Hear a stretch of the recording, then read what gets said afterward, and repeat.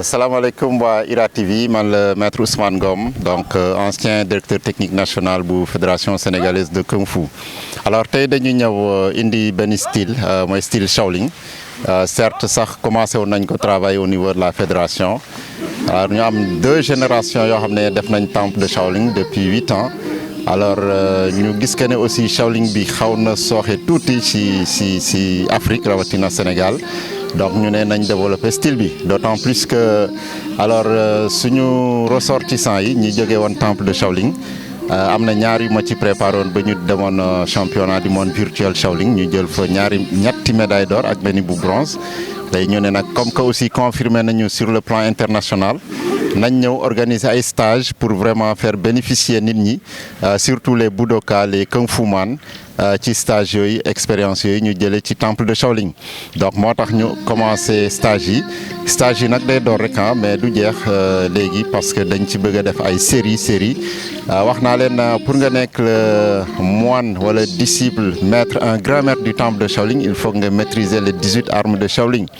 donc à part le bâton am na yu ràññeeku yi ci mel ni daadaaw bi daadaaw bi bon ak main nue d'abord main nue bi la ñuy travailler nii suñu paree ñu dem ci daadaaw suñu paree daadaaw bi aussi def yeneen style yeneen arme pour que vraiment ñu mën ci am ay maîtres yoo xam ne dañuy ràññeeku sur le plan international incha allah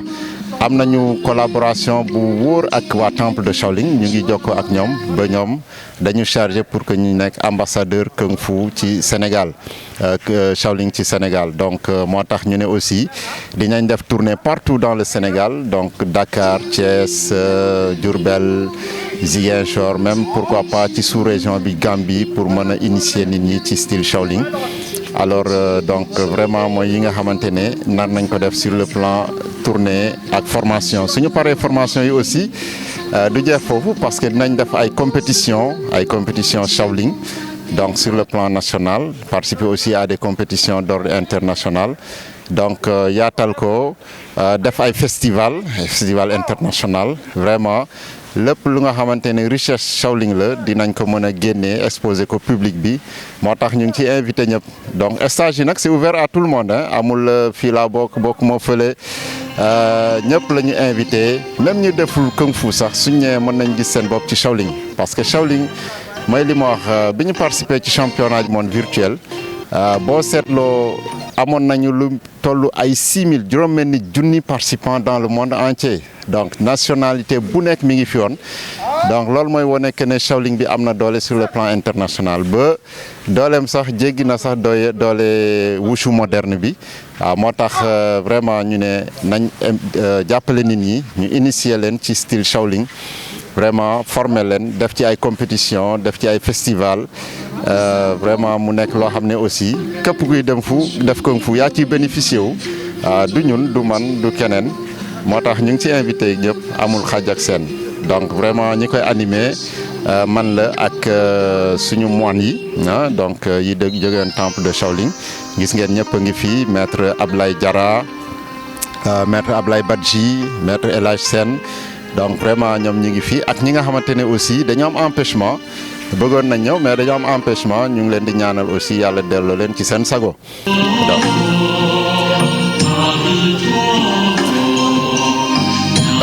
critères yi mooy nga nekk d'abord pratiquant même su dee sax amoo base u Shaolin soo ñëwee dañ lay jox base bi parce que aussi Shaolin ci kung fu la bokk il faut que nit ñi xam que ne Shaolin kung fu la style la ci kung fu donc boo seetloo fii ay champion d'Afrique ñoo fi nekk ñoo xam ne dañ nekk champion ci Chang Chuan Nan Chuan donc léegi déjà am nañu benn base maintenant lan lañ leen di jox mooy esprit style Shaolin bi suñ ko xesee épouser rek li des dafay gaaw di nga gis que ne par exemple ci benn séance am na ñoo xam ne mën nañ jël rapidement benn taw ci benn séance donc ça veut dire que c'est ouvert à tout le monde na nga nekk pratiquant kung fu wala beneen discipline mais soo ñëwee ñu jox la base bi incha allah amul benn problème ñëpp dinañ ci gis seen bopp. waaw waaye que fu ne lañ ma woo am na ñu jógee Tivaouane Ngaye Touba Diourbel Bambey donc Mbour Thiès tu vois, donc partout dans le Sénégal, même waa Ziguinchor, vous voyez, donc ça veut dire que nit ñi dañu intéressé wu ci li ñuy def nii et li si gën a yéeme sax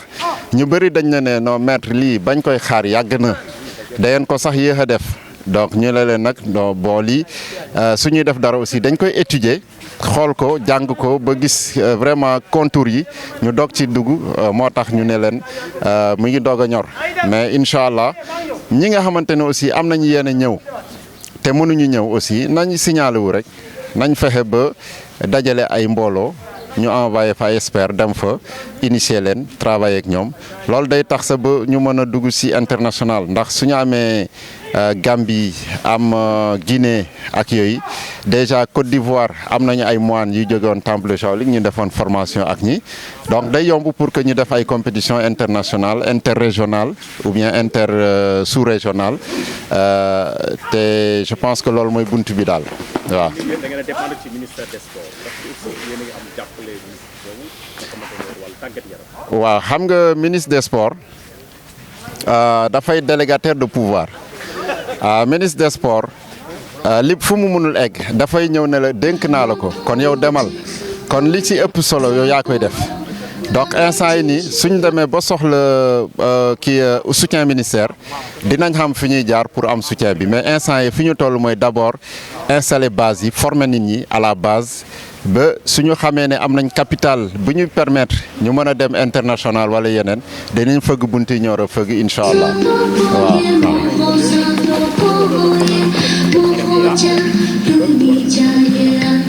waaw dans tous les cas li ñu soxlaagum mooy d'abord ñu am armes yu doy te déjà def nañ commande ñu ngi jokk ak waa Temple pour que ñu mën a am armes yi ñu soxla donc ak tenue yi aussi tenue Shaolin original donc yooyu yëpp ñu ngi ciy jokkoo ba incha allah li ñu soxla ci arme ak tenue yëpp dinañ ko am bu soobee yàlla mais pour le moment moom soxlaaguñu dem ci ministère suñ fooree kii rek incha allah xam nañ fi ñu war a jaar te dinañ mën a jàkkaarloog ñoom présenter loo xam ne dañ leen di présenter loo xam ne duñ ci am lenn luñ ciy teg parce que c'est ça parce que su dee lu ñëw rek nga ne xaar ma daw ministère wala xaar ma daw fédération ak yooyu da ngay togg ba mu ñor après nga dem fi nga war a dem quoi bu soobee yàlla. waaw donc vraiment di woo nit ñi wax leen que ne stage yi ñuy def du benn dimanche du benn dimanche te incha allah sax mën na bañ a nekk sax ci benn weer parce que man fédération par exemple dama daan jël 3 mois yoo xam ne chaque dimanche damay woo nit ñi ñu def stage formation Changchuan Nanchuan te dama daan jël 4 dimanches pour joxe benn taw waaw kon donc su dee par exemple Shaolin am nañ fa 1000 taw yu ñu war a joxe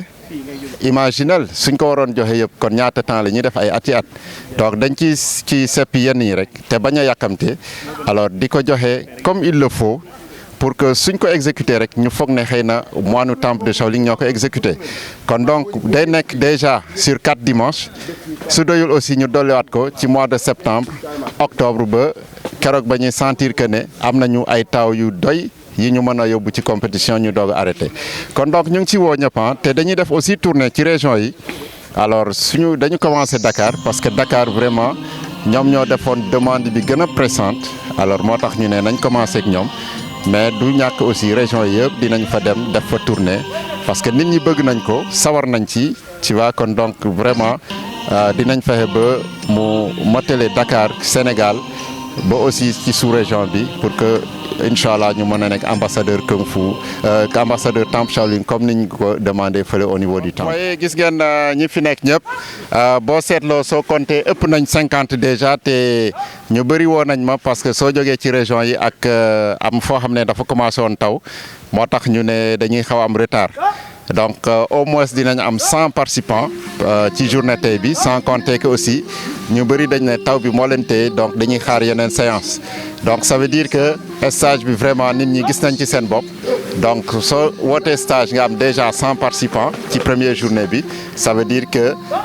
mën nga xalaat nga dem ba ay 200 300 participants ci stage yi kon donc vraiment ñu ngi féliciter déjà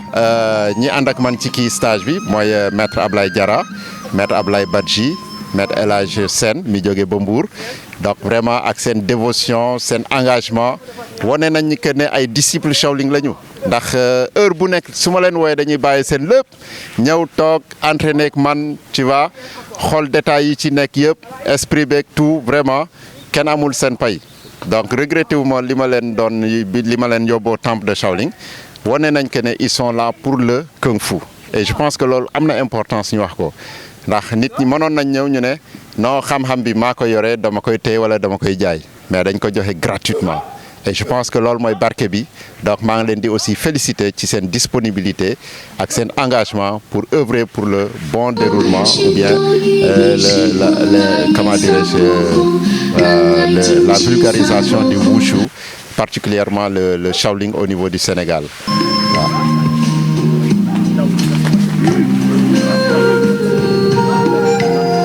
waaw c'est gratuit parce que xam nga ñun aussi loolu la ñun laajuñu dara dañ ne def leen acte symbolique rek pour au moins ñu mën a jënd ay ndox ak yooyu mais ñun duñu laajte parce que mosuma laajte bi ma nekkee en tant que DTN kon donc mënuma ñëw ba tey ma naan damay weccee li ma sama xam-xam dama ko def au nom du wushu et je pense que aussi c'est pour montrer aux gens que ne ñun suñu passion moo gën a fort l'argent